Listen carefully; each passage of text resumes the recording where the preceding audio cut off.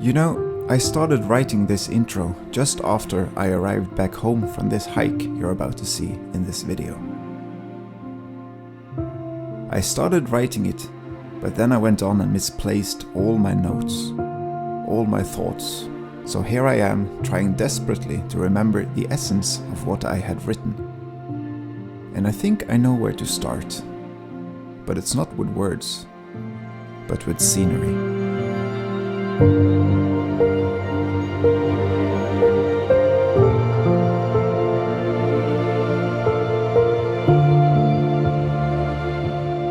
There are a few places in this world that speaks to me personally more than other places. Places that makes me feel comfortable, at ease, like coming home.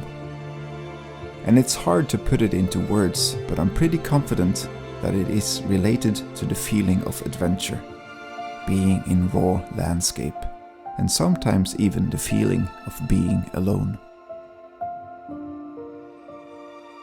The first time I felt it was here in this valley. And since then, I have felt it here. I have felt it here. And I have felt it here. And by now, you probably know where I'm going with this, so I'll get on with it. I also did feel it here, on this hike.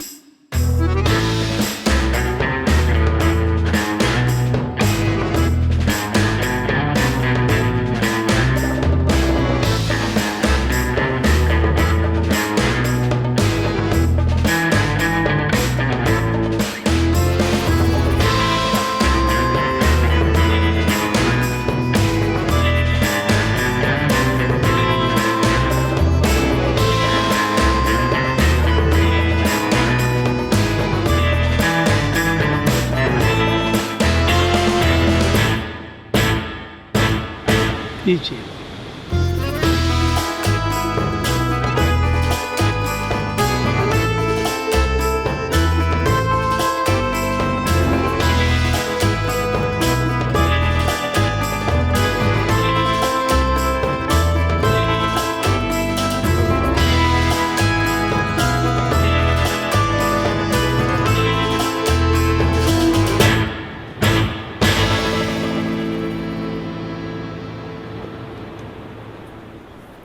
I would like to say 3 years ago, but it's probably more like 4 years ago. I parked the car exactly where we parked the car now, and I hiked through the ice and the cold October month up to the glacier you can see to the left of me, the glacier called 𝐵𝐴. It was a beautiful hike, but right after I posted the video, I got a few messages from people who said if you really want a good photograph of 𝐵𝐴, you really should hike the mountain called Reinanuten.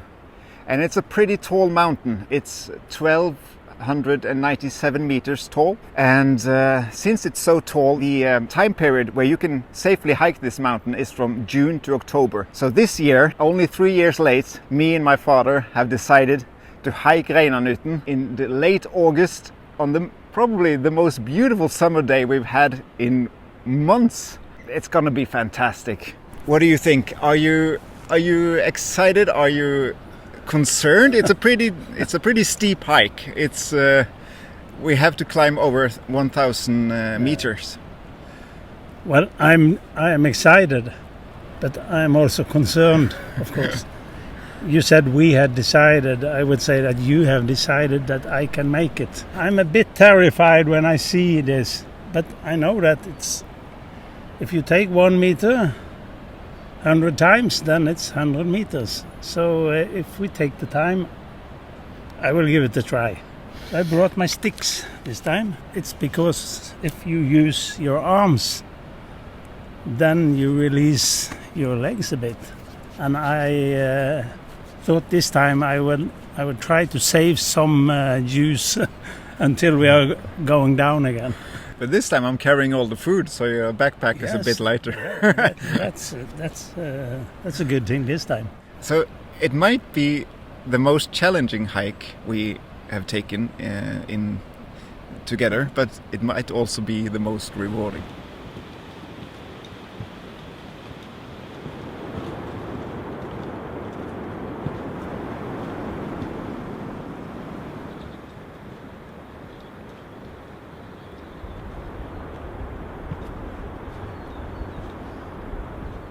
Let's see here.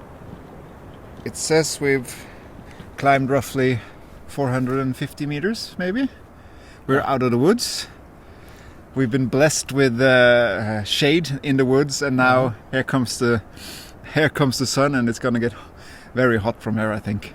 Around 600 meters left. How's the old body? The old body is getting warm, but not overheated so far.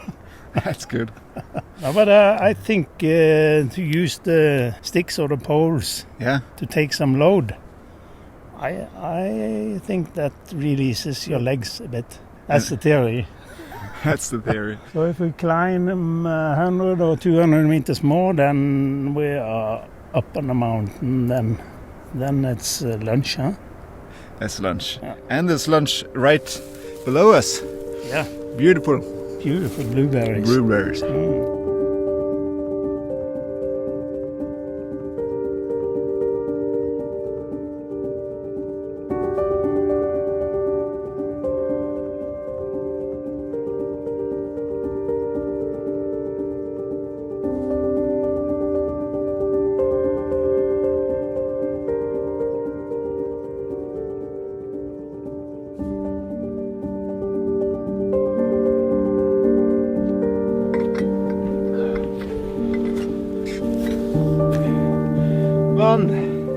I have never been more happy for such a small stream of water.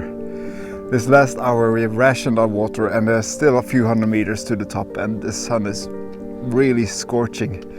So this was gold in the mountains. Aqua viva. Aqua viva. Det var så gott. Thank you. Thank you, Mother Nature.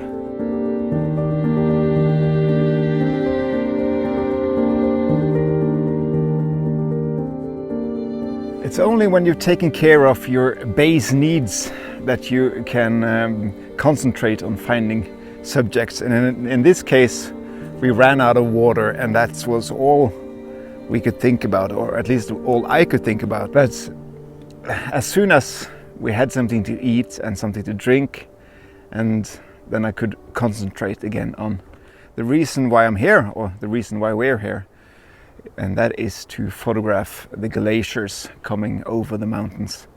And from the spot where we had something to eat just now, I saw this glacier arm coming over the mountain, and it's almost like it's gaping the tongue at us.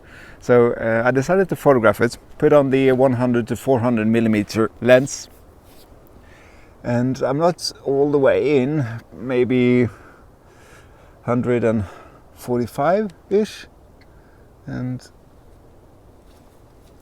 I really like it. So I'm going to take this photograph now, and then we're gonna push on towards the top.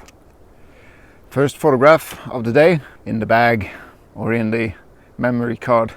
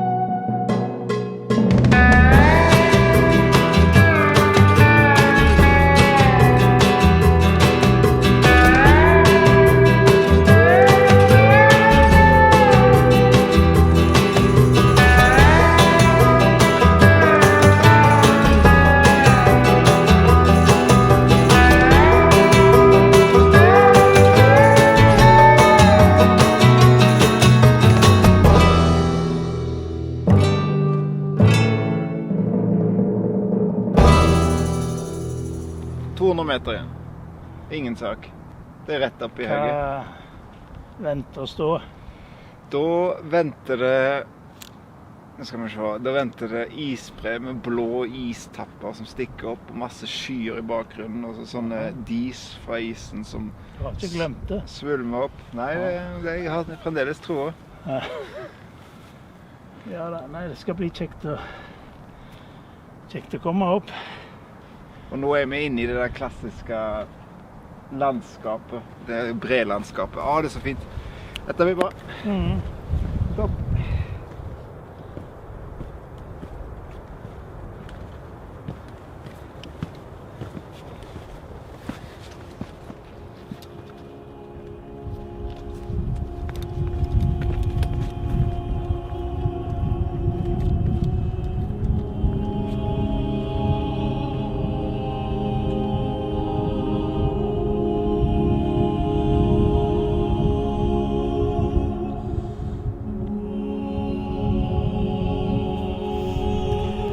I had pictured a lot of things on the way up here, but the one thing I didn't picture was a giant waterfall of melting water coming from below the glacier with the classic glacier structure right next to it.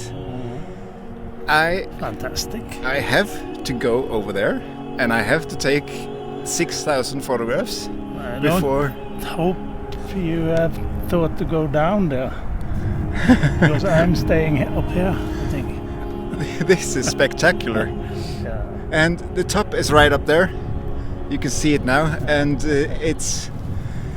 that will bring you even closer to those glacier spears that we talked about. See this mighty arm coming down here, huh? Glacier arm. Wow. This is incredible. This is marvelous. Was worth it. Worth it. Yeah.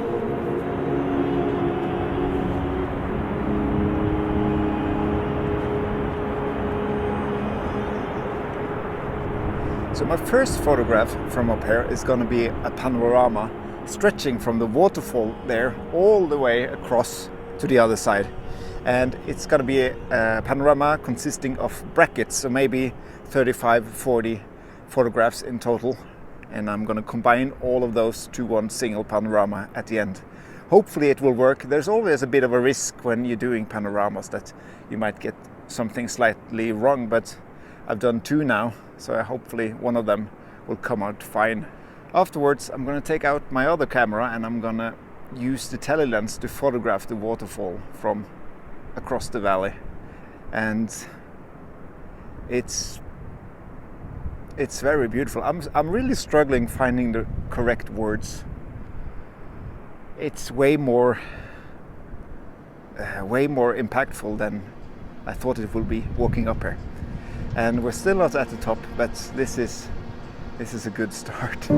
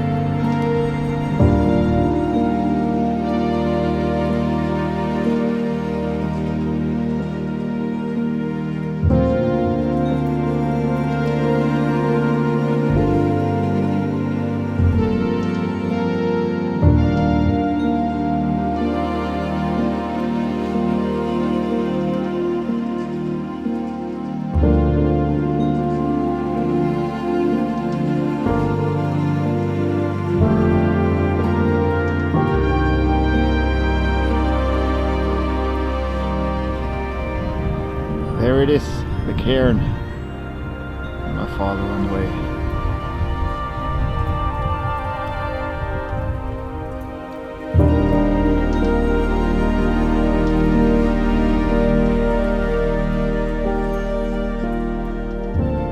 I honestly don't exactly know where to start. This is almost too much. The whole scenery, you can see a panoramic view 360 degrees all around. You have the majestic 𝐔𝐿𝐺𝐿 Glacier behind us, and waterfalls, and ice are cracking and thundering down the mountainsides. We are here. We have to enjoy this moment. It's kind of dramatic scenery. It's very dramatic. We also heard when the ice came down here. Yeah. It was rumbling like thunder. It was worth all the toil and all the sweat and everything. We're at 1297 meters above the ocean. Beautiful glacier behind us. It's a bit windy up here, but that's what you get when you're at the top of a mountain. It's how would you describe the hike for you? You were a bit concerned before we started it. I was a bit concerned, but what you learn is that when you walk, it seems to be something you can overcome. But when you walk and you have food and you have drinking water. Look, oh, that creek saved us. That little stream of water saved the entire. And you have time enough to rest, then it's quite overcomable, and it's worth it. It is worth it.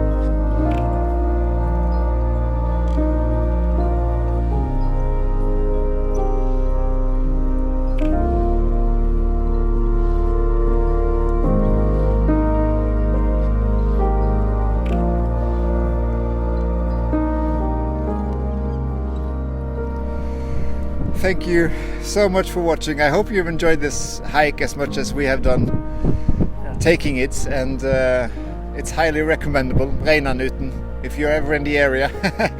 Take care. See you soon. Now let's get some coffee.